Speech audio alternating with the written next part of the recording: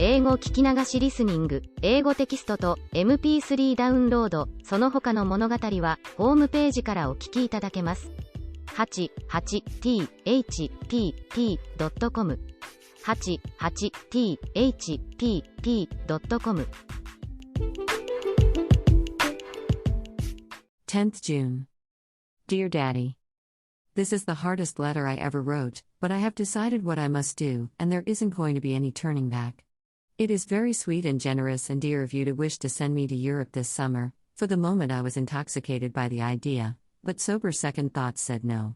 It would be rather illogical of me to refuse to take your money for college, and then use it instead just for amusement.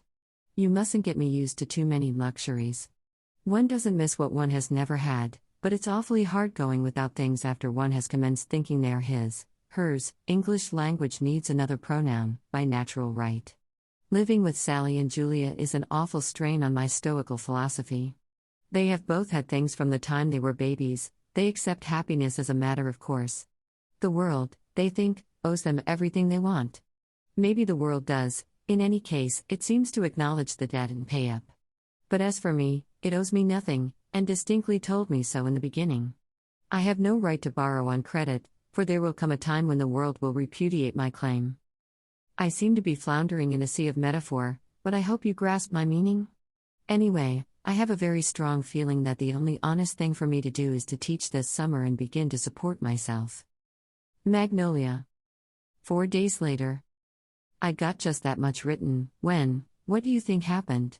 The maid arrived with Master Jervy's card.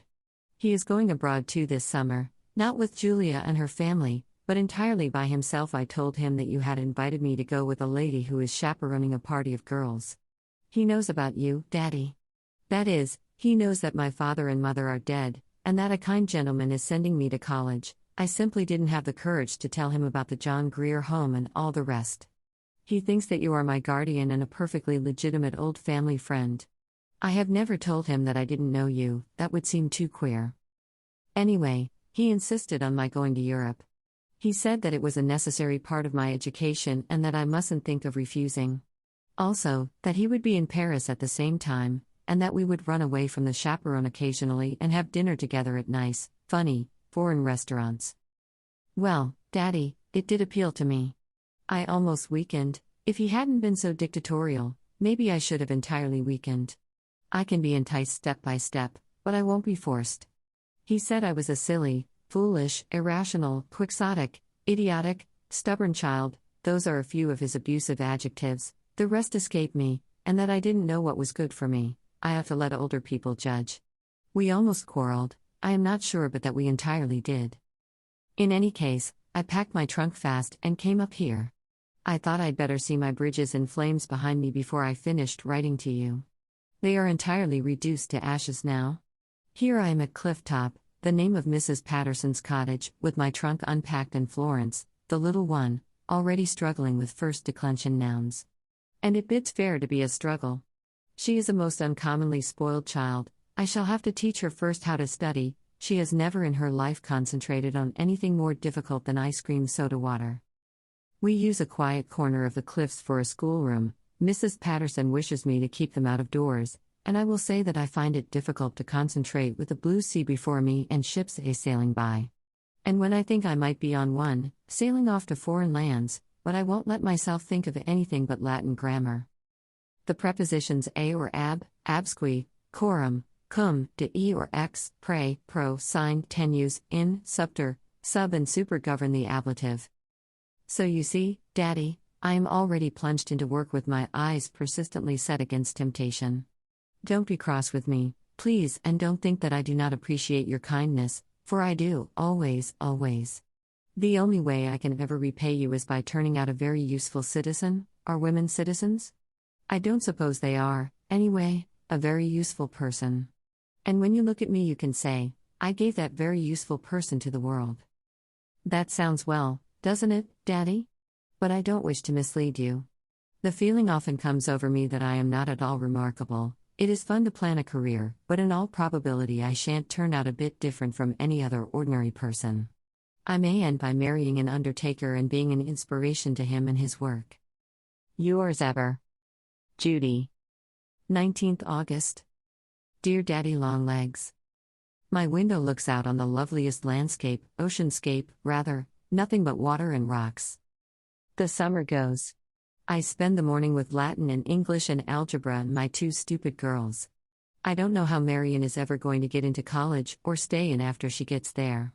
And as for Florence, she is hopeless, but oh, such a little beauty.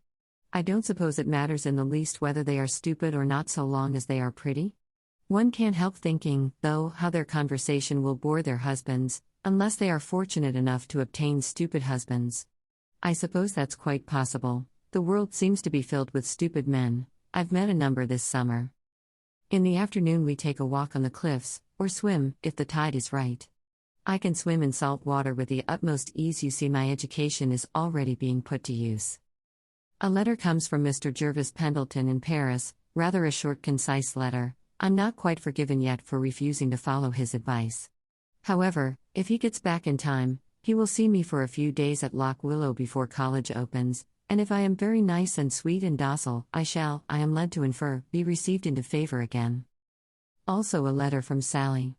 She wants me to come to their camp for 2 weeks in September. Must I ask your permission, or haven't I yet arrived at the place where I can do as I please?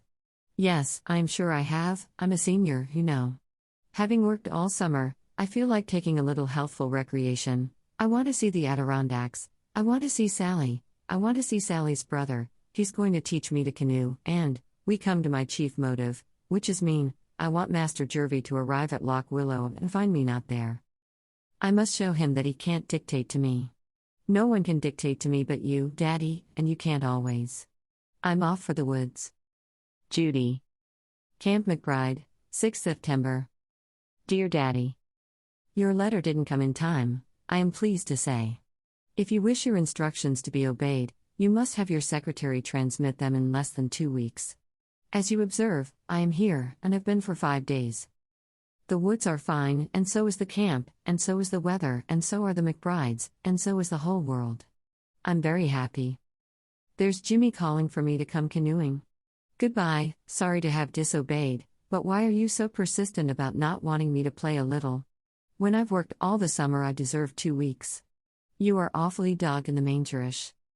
However, I love you still, Daddy, in spite of all your faults. Judy. 3rd October. Dear Daddy Longlegs. Back at college and a senior, also editor of the monthly. It doesn't seem possible, does it, that so sophisticated a person, just 4 years ago, was an inmate of the John Grier home? We do arrive fast in America. What do you think of this? A note from Master Jervy directed to Lock Willow and forwarded here.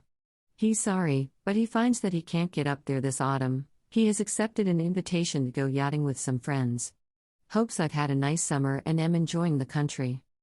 And he knew all the time that I was with the McBrides, for Julia told him so.